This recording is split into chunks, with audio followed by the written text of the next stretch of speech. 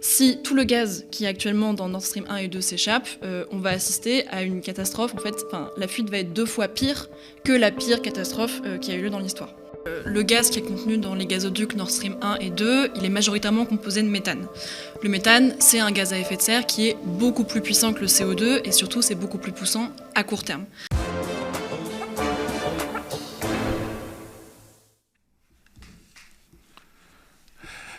Prenez le temps de vous installer. Rémi Kenzo et Anna Lena. Salut. Salut. Bonjour.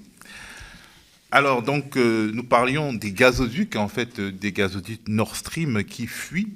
On a déjà enregistré 4 fuites sur ces 2 gazoducs. Alors, des gazoducs qui ont été installés par la Russie pour faire transiter son gaz vers l'Allemagne en passant par les eaux internationales. Et avec ces fuites, on craint un scénario catastrophe pour le climat. Rémi Kenzo-Pagès, tu nous expliques. Oui, salut Théophile. Alors oui, on peut s'inquiéter beaucoup parce que le méthane en fait est responsable, selon le dernier rapport du GIEC, d'un tiers du réchauffement déjà constaté. Les émissions continuent de grimper avec des niveaux records enregistrés en 2021. Donc on se doute bien que cet accident ne vient pas arranger les choses, sachant que la réduction des émissions mondiales de méthane, c'est normalement une priorité. Je le rappelle, en novembre 2021, lors de la COP26, la conférence mondiale sur le climat à Glasgow, en Écosse, plus de 100 États, dont la France, se sont engagés à réduire les émissions mondiales de méthane d'au moins 30% d'ici à 2030 par rapport au niveau de 2020, afin d'éviter 0,2% de réchauffement d'ici à 2050. C'est donc un enjeu considérable. Anne-Léna Rebaud, bonjour. Bonjour. Alors justement, vous êtes là un peu pour nous expliquer. On a vu là des bouillonnements à la surface de cette mer Baltique d'un diamètre allant de 200 mètres à 1 km au large du Danemark. Ces sabotages, s'ils sont avérés sur les gazoducs Nord Stream, seraient de véritables crimes climatiques en réalité. Oui, tout à fait. En fait, le gaz qui est contenu dans les gazoducs Nord Stream 1 et 2, il est majoritairement composé de méthane. Le méthane, c'est un gaz à effet de serre qui est beaucoup plus puissant que le CO2 et surtout, c'est beaucoup plus puissant à court terme. C'est-à-dire que sur les 20 prochaines années, du méthane, ça a un pouvoir 84 fois plus puissant que le CO2. Et sur 100 ans, ça a toujours un pouvoir 30% plus fort que le CO2 de réchauffement.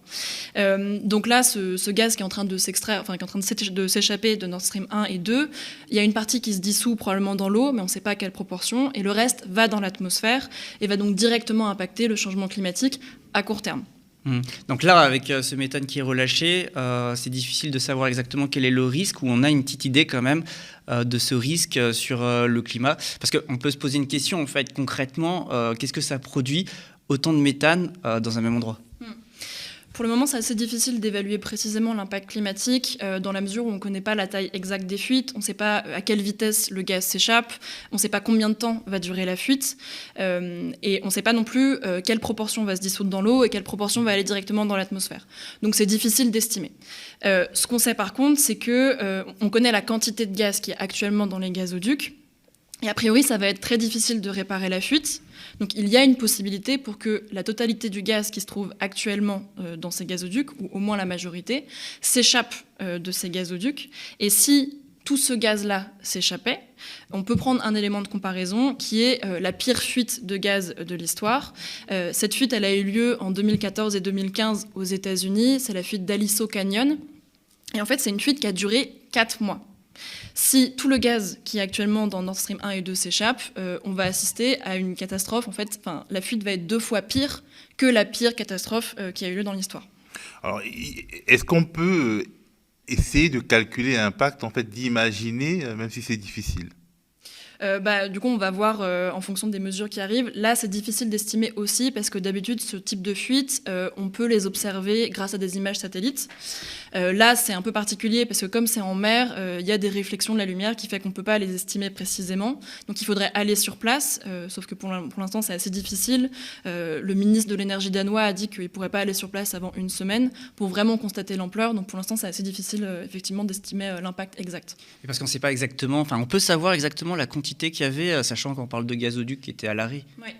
Alors, ils étaient à l'arrêt, mais ils étaient quand même remplis de gaz. Pour des raisons techniques, en fait, on ne peut pas vider des gazoducs comme ça. Oui, j'ai oublié la question. Est-ce qu'on peut connaître la quantité réelle qui se trouvait à ce moment-là ? La quantité que j'ai donnée, on sait qu'il y a 300 millions de mètres cubes de gaz dans les gazoducs. Ça, c'est une quantité qui a été donnée par l'exploitant du gazoduc. Sachant que ça pourrait continuer à fuiter jusqu'à au moins toute la semaine, quoi. Oui, c'est ce qu'a dit le ministre de l'énergie danois, que ça pouvait prendre au moins une semaine avant de commencer à réparer, et c'est même pas sûr qu'on y arrive. Alors justement, sortons un petit peu de ces gazoducs et essayons de comprendre le problème avec le méthane. Est-ce que vous pouvez nous expliquer exactement de quoi il s'agit? Parce que c'est pas vraiment une énergie propre finalement, ou une énergie, comme on peut l'entendre, de la transition. Oui, alors l'industrie du pétrole et du gaz aime beaucoup présenter le gaz comme une énergie de la transition, une énergie qui serait plus propre que le pétrole et le charbon. C'était d'ailleurs un des sujets au niveau de l'Union européenne, avec la taxonomie verte, oui, notamment, qui voulait classer certaines énergies vertes, dont le gaz. Oui. En fait, cet argument, il vient du fait qu'au moment où on brûle le gaz, effectivement, ça émet moins de CO2 dans l'atmosphère que du pétrole ou du charbon. Ça, c'est vrai. Mais en réalité, ce qu'il faut prendre en compte, c'est la totalité de la chaîne d'approvisionnement du gaz et justement les fuites de méthane. Parce qu'au moment de l'extraction, du transport, de la compression, du stockage, en fait, il y a des fuites de méthane, des fuites beaucoup moins spectaculaires que ce qu'on peut voir ici, là, avec Nord Stream. Mais en fait, partout, il y a des petites fuites de méthane qui sont invisibles à l'œil nu et qui, elles aussi, ont un impact direct sur le climat. Et donc, on sous-estime en réalité le niveau de fuite du méthane, en réalité, comment on peut... Est-ce qu'on a une estimation de ce qui est produit dans notre atmosphère ? Alors effectivement, en fait, ces fuites, elles sont largement sous-estimées. Selon l'Agence internationale de l'énergie, les émissions de méthane liées au secteur énergétique sont probablement 70% plus élevées que les chiffres officiels.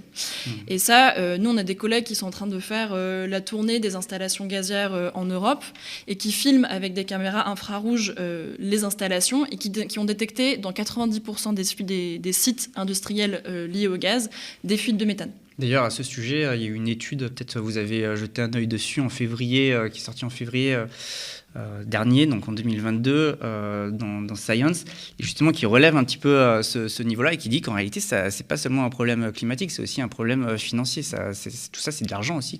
À chaque fois que du méthane s'envole, c'est aussi de l'argent qui s'envole pour cette industrie. Donc on pourrait se demander pourquoi les politiques ne font pas le travail. Alors pour l'instant, il y a eu des engagements à réduire les émissions de méthane, mais on attend la mise en œuvre concrète et de voir comment ça va être pris en compte. Mais oui, on peut aussi envisager ça comme un problème économique pour l'industrie pétrolière et gazière. Mais en tout cas, pour nous, la seule solution pour mettre fin à ces fuites de méthane, c'est de diminuer drastiquement notre consommation de gaz. Et ça, c'est un impératif climatique, mais aussi économique. En fait, on pourrait aussi retourner l'argument et rappeler que la crise énergétique dans laquelle on est aujourd'hui, les principaux responsables, ce sont les énergies fossiles. C'est l'augmentation des prix des énergies fossiles, bien avant le début de la guerre en Ukraine, qui est responsable aujourd'hui de la crise énergétique et qui a un impact direct en fait, sur le portefeuille des citoyens et citoyennes. D'ailleurs, vous, les Amis de la Terre, vous ciblez beaucoup cette industrie. Vous nous dites que finalement, la question du gaz, elle n'est pas si propre. En tout cas, on parle beaucoup du pétrole, du charbon, mais en réalité, le gaz, c'est pas mieux. Et vous ciblez notamment la question du financement public de ces énergies. Oui, tout à fait. On travaille beaucoup sur les financements qui vont à l'industrie pétrolière et gazière, parce que c'est un peu difficile de s'attaquer comme ça à des monstres comme Total. Et donc pour ça, on va s'attaquer au pilier en fait, de leur pouvoir, qui est les financements. Donc effectivement, on s'attaque à la fois au financement public et au financement privé. On a eu une très bonne nouvelle sur les financements publics en début de semaine, puisque dans le projet de loi de finances, le gouvernement a proposé la fin des soutiens publics à l'international au développement du pétrole et du gaz.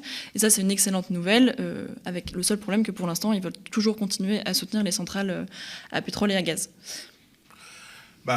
On va observer ça, mais est-ce qu'il n'y a pas une certaine difficulté que vous ressentez sur le terrain à évoquer la contraction d'investissement dans le secteur du gaz, alors que nous sommes pris à la gorge par l'urgence de se chauffer, d'avoir des énergies alternatives, notamment du gaz qui viendrait de l'Algérie ou d'autres endroits dans le monde, parce que ça viendrait vite, alors que les chantiers des énergies renouvelables sont des chantiers qui vont prendre du temps.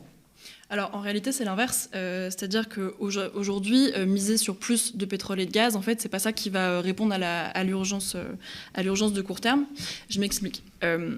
depuis le début de la guerre en Ukraine, on voit que l'industrie pétrolière et gazière pousse justement pour développer plus de gaz, plus de pétrole, développer des nouvelles infrastructures de transport et notamment d'importation, au motif que ça permettrait de diversifier les approvisionnements en gaz par rapport au gaz venant de Russie. En réalité, les infrastructures d'importation qu'on avait déjà, elles étaient déjà sous-utilisées et donc on n'a pas besoin de créer des nouvelles infrastructures d'importation pour répondre à l'urgence de la crise. En fait, on peut déjà diversifier les approvisionnements avec les infrastructures existantes. Et surtout, en fait, la première condition, c'est de réduire urgemment notre consommation de gaz et de pétrole. Et en parallèle, en soutenant les ménages de façon urgente, mais en parallèle aussi en misant sur la sobriété énergétique, sur la rénovation thermique et sur le développement des énergies renouvelables. Alors, la question du gaz de schiste, du pétrole de schiste américain est souvent posée. Est-ce que les infrastructures justement d'importation, de transport ne sont pas spécifiques par rapport à ce qu'on a aujourd'hui ? En fait, le gaz de schiste, par exemple, la différence entre le gaz de schiste et le gaz qui était issu de Russie, c'est simplement les méthodes d'extraction. C'est en fait géologiquement dans quoi ils étaient nichés.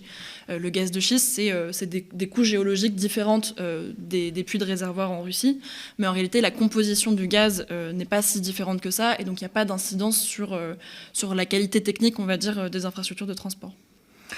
Ok, ben merci Anne-Léna Arabeau des Amis de la Terre. On reviendra sur ce sujet aux médias quand nous aurons de nouvelles informations.